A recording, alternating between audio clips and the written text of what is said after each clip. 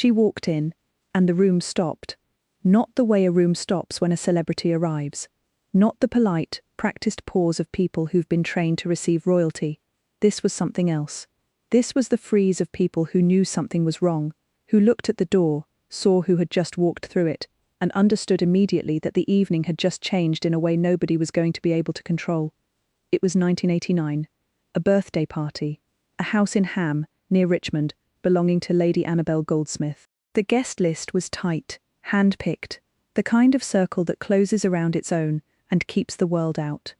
These were Charles's people, Camilla's people, and into that room, on a winter evening when nobody expected her and nobody wanted her, walked the Princess of Wales.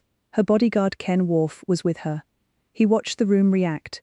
His words, given to ITV years later, are precise. It was almost like freeze-framing a scene in a movie, because there was this surprise that Diana had even arrived.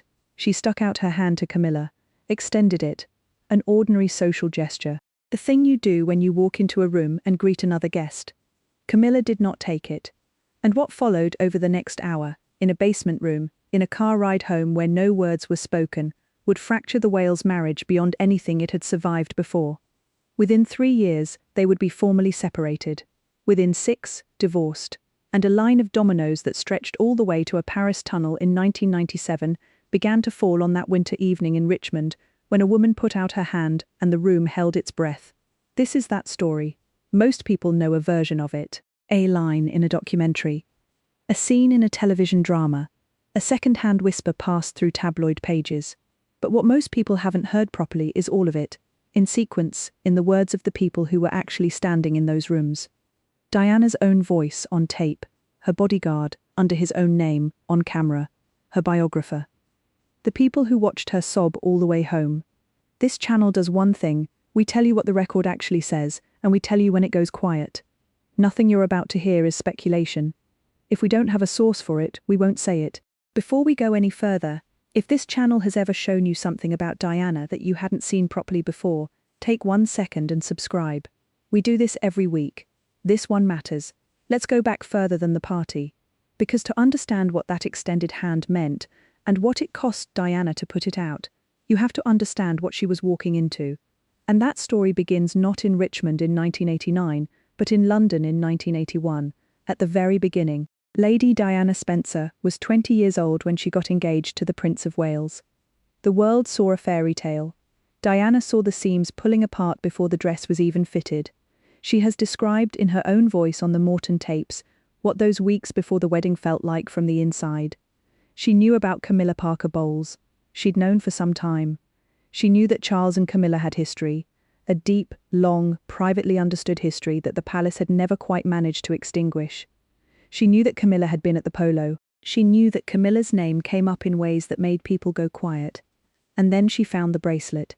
Weeks before the July 1981 wedding, Diana walked into a member of Charles's staff and saw a parcel sitting on a desk. She already suspected. She opened it anyway. Inside was a gold chain bracelet, blue enamel disc, and 2 letters entwined on its face, G and F, Gladys and Fred, the private pet names Charles and Camilla used for each other. Diana's words on the tapes. "I know where this is going. I was devastated." She went to her sisters. She told them she couldn't do it. She wanted out. They told her it was too late. Her face was already on the tea towels. She walked down the aisle of St. Paul's Cathedral on July 29, 1981, in front of 750 million people, carrying that knowledge inside her chest like a stone she couldn't put down. She smiled the way she had been trained to smile. She said the vows. She wore the dress with the 25-foot train, and somewhere in that cathedral, in a pew, sat Camilla Parker Bowles. The honeymoon came. The royal yacht Britannia, the Mediterranean, the privacy of open water. Diana opened Charles's diary to check a date, and photographs fell out. Of Camilla. Then came the state dinner with President Anwar Sadat of Egypt, and Diana looked at her husband's shirt cuffs and saw a new pair of cufflinks. Gold. 2 letters entwined, 2 C's, Charles and Camilla. A gift, worn on his honeymoon, at a state dinner, where Diana was sitting close enough to reach across and touch them. She didn't say nothing. She wasn't built for nothing. She asked him directly. He admitted the cufflinks were from Camilla. He told her it meant nothing. She was 20 years old, on a yacht in the middle of the sea. and she understood with absolute clarity that the institution she had just married into intended to ask her to tolerate something that would have broken most people before breakfast. For 8 years, in the particular way the institution demanded, she mostly did. Here is the truth about those 8 years, told plainly. The marriage produced 2 sons. William in 1982, Harry in 1984. In public, the Waleses produced a fairy tale that the world consumed greedily. Diana on every magazine cover. Diana in Australia drawing crowds so large Charles reportedly asked aides why nobody had come to see him. Diana dancing at the White House with John Travolta while her husband sat watching. In private, the distance grew quietly and then all at once. In 1994, Charles would give his authorized television interview to Jonathan Dimbleby and admit his infidelity to the nation. He confirmed he had resumed his relationship with Camilla in 1986, 5 years into the marriage. William was 4, Harry was 2, and from that point on the geography told the story. Charles's world increasingly centered on Highgrove, his country house in Gloucestershire, 15 miles from Camilla's home. Diana came to loathe Highgrove, not because of the house, because of what it meant, because of whose presence she felt in every room of it. She knew. That much is beyond argument now. She wasn't imagining it, and she wasn't paranoid, the way certain palace courtiers preferred to suggest at the time.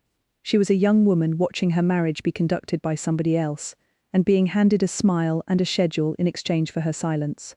She also knew something the institution hadn't bargained on. She was getting stronger, not despite the years of isolation and pain, but partly because of them. The bulimia that had nearly consumed her in the early years of the marriage. She spoke of it openly on the Morton tapes, the binging, the purging, the way it began the very week of the engagement when Charles put his hand on her waistline and told her she was a bit chubby, was something she was confronting. She was in therapy, and her therapist had told her something that would set the events of 1989 in motion. The only way to confront her misery, she was told, was to confront its cause. She didn't go to that party in a moment of reckless emotion. She made a decision. That detail matters. The portrait some people prefer, of Diana as volatile, uncontrolled, a woman who acted on impulse and created scenes, collapses the moment you look at the record. She knew whose party it was. She knew who would be there. She knew she had no friends in that room, that every person in that house was part of a circle that had spent years organizing itself around a secret she was supposed to pretend she didn't know. She went anyway. In Andrew Morton's biography, Diana described herself arriving that night as a total fish out of water. But she added something that tells you exactly what state of mind she was in. She said, "I decided to try my hardest. I was going to make an impact. Not panic, not impulse, a decision. I am going to make an impact." Ken Worf drove her there. He was her protection officer, the man responsible for keeping her safe, and he was standing beside her when she walked through the door. He watched the room react. He felt the temperature drop. Diana moved through the party. She did what she had been trained to do her entire adult life. She worked the room, spoke to the guests, carried herself with the particular grace that came so naturally to her, it looked effortless, even when it cost everything. And she stuck out her hand to Camilla Parker Bowles and said good evening. Her own words on the Morton tapes, delivered in her own voice, preserved on tape and played to the world after her death. I walk into the house and stick my hand out to Camilla for the first time and think, phew, got over that. She offered the hand. She got through it. She was trying. The party went on around them. An hour passed. And then Diana noticed something. Charles had disappeared. Camilla had disappeared. The two of them, the same two people whose absence in a room had been making Diana's pulse spike for the better part of a decade, were gone from the floor where the party was happening. At the same time, she went to Worf. She was in distress, his word, used to ITV, used precisely. Distress. Not hysteria. Not a scene. Distress quiet and controlled. The kind that a woman carries in her jaw and her eyes when she has learned to keep the outside surface smooth. She told him, "I can't find my husband or Camilla." Worf said he couldn't say no. They looked. And then they found them. His account, given to ITV, has never been contradicted by anyone who was there. Eventually, we found the prince and Camilla sat on a sofa in the basement of this property, just talking. Just talking. And there was one other person present, a man Diana didn't recognize, who fades quickly from the record.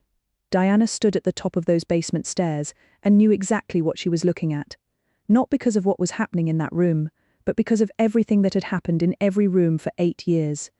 Every photograph in a diary, every pair of engraved cufflinks, every weekend at Highgrove, every arranged absence, all of it, she went down. On the Morton tapes, she described the moment with a clarity that takes your breath away. I thought, right, this is your moment. This is your moment. She asked the other man to leave. She asked Charles to leave. And then she sat down, in a basement in Richmond, across from the woman her husband loved, and she said what she had come to say. Waff stood close enough to hear.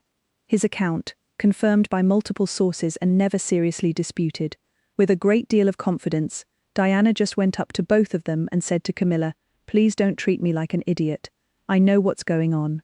Diana's own account on the Morton tapes fills in the shape of what followed. She told Camilla she knew. She said it clearly, without hysteria, without the tears that would come later in the car. She said, "I know what's going on between you and Charles, and I just want you to know that." She also said, in the Morton biography's record of the encounter, "It must be hell for both of you." Sit with those words for a moment. She could have screamed. She could have wept. She could have thrown something. She did none of those things. She sat across from the woman at the center of the greatest humiliation of her life, and she offered something close to compassion. "It must be hell for both of you." And then she drew the line. "I wasn't born yesterday," Camilla answered. Her response, in every account, is the line that has baffled people ever since. Even the man who witnessed it, Ken Worf, Diana's own bodyguard, a man who had spent years at her side, admitted to ITV that he never fully understood what Camilla meant by it. He said, and these are his exact words, "Camilla sort of said something to which still to this day I have never really understood what she meant by. What Camilla said was this, 'Well, you know, you have 2 wonderful boys, 2 wonderful boys.' That was the answer." To a woman who had just said, plainly, "I know what's going on between you and my husband," the response was a reference to her children. There are several ways to read that answer. Camilla's defenders have offered their reading over the years, that she was trying to redirect, to de-escalate, to remind Diana of what she had that was worth holding on to. Tom Bauer, in his biography Rebel King, records that Camilla controlled her fury during the encounter, that she stayed composed, that she told Diana her behavior was unacceptable in a private house. Bauer also records Camilla's private counterattack, delivered through the social artillery of the circle Diana had just walked into. She told friends, or allowed friends to say, that while she herself had confined her feelings to a single, conventional relationship, Diana was, and this is the phrase that went around, working her way through the lifeguards. That line found its audience. Among Camilla's intimates, some blamed Diana for making such a public scene. Others, Bauer records, turned the accusation back on Camilla and called it bitchiness. The room had opinions. It always does when a woman refuses to stay quiet. But what nobody in that room could say, what nobody could honestly say, was that Diana had been wrong. She hadn't been wrong about a single thing. Not the bracelet, not the cufflinks, not the disappearing act at the party. Not one word she'd said in that basement, and everyone at that party knew it. Charles and Diana drove back to Kensington Palace in silence. Not the comfortable silence of 2 people who've run out of words. The other kind. The kind that sits between people who have passed the point where words would help. Ken Worf confirmed it. Royal biographer Ingrid Seward, who discussed the evening with Worf in detail, recorded it. Diana and Charles didn't say a word to each other in the car on the way home. Not one word. And Diana wept. Ingrid Seward's account, grounded in Worf's testimony, "I think the meeting was so traumatic. Diana couldn't begin to think straight. She sobbed all the way home. She sobbed all the way home." The woman who had walked into that party with a decision, who had extended her hand across a room that didn't want her, who had sat down in a basement and said the true thing that had been unsayable for 8 years, she got back into the car and sobbed all the way back to the palace. Because here is the thing about saying the true thing. It doesn't fix anything. It doesn't restore what was taken. It doesn't make the man in the seat beside you turn and look at you the way you needed him to look years ago. It just makes the truth official. And official truth, when you're still in the marriage and still in the palace and still playing the role, can be the loneliest place on earth. Charles said nothing. All the way home, he said nothing. The institution was not prepared for what Diana had started to become. In the 3 years between that basement and the Morton book, Diana did not retreat. She had discovered, on a winter evening in Richmond, that she could say the unsayable and survive it. That Camilla could sit across from her and she could hold her ground. That the circle could freeze when she walked in the door and she could keep walking anyway. She went to Andrew Morton in 1991. She sat through a mutual friend, Dr. James Colthurst, to maintain deniability, and answered questions on tape, in her own voice, inside Kensington Palace. She talked about the bulimia. She talked about the bracelet. She talked about the honeymoon and the photographs and the cufflinks and the party. She described Camilla's voice. She described the basement. She described Charles's silence in the car. She described all of it, because her therapist had been right. The only way through the misery was through the cause of it. And Diana had decided, somewhere around the time she extended her hand into that frozen room, that she was done with silence. Diana. Her true story was published in June 1992. It detonated. By December of that year, the Prime Minister of the United Kingdom stood in the House of Commons and announced the formal separation of the Prince and Princess of Wales. In 1993, the Camilla Gate tape, an intimate phone call recorded in 1989, the same year as the party, between Charles and Camilla, was published in the tabloid press. The nation listened to the heir to the throne speak to his lover in terms that made headlines for weeks. Camilla's marriage to Andrew Parker Bowles ended shortly after. In November 1995, Diana sat across from Martin Bashir on Panorama and said the sentence that 23 million people watched her say, "There were 3 of us in this marriage, so it was a bit crowded." The room, again, went quiet. A different room. 23 million rooms all at once. She'd said it in a basement in 1989 to an audience of 1, and nobody had listened, so she said it to the world. Ken Wharf called that night in Richmond a defining moment in their life. He said, "I think at that point this was an indicator the end was nigh."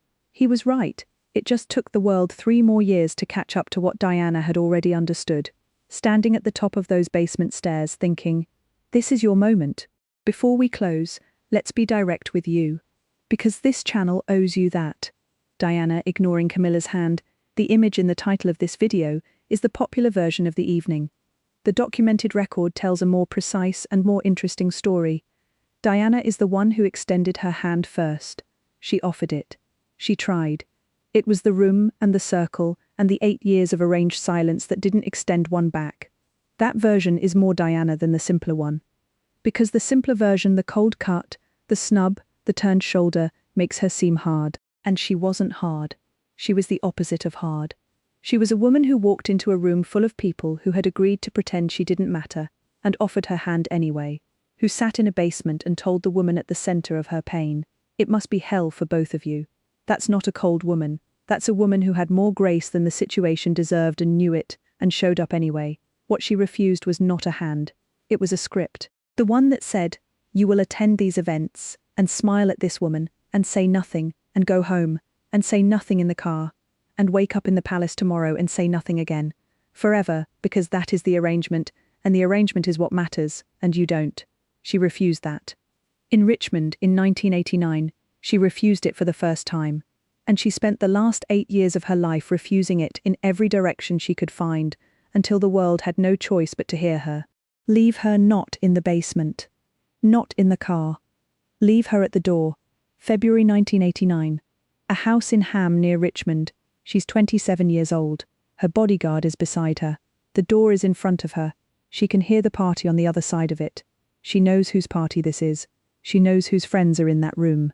She knows what she's walking into, and she knows nobody is expecting her, and she knows that when she walks through that door every face in the room is going to do the thing faces do when something they didn't plan for suddenly appears. She knows all of it. She opens the door anyway. She puts her hand out. She decides to make an impact. That's the woman, not the tiara, not the opera house, not the charity work, though the charity work was real and it mattered. This.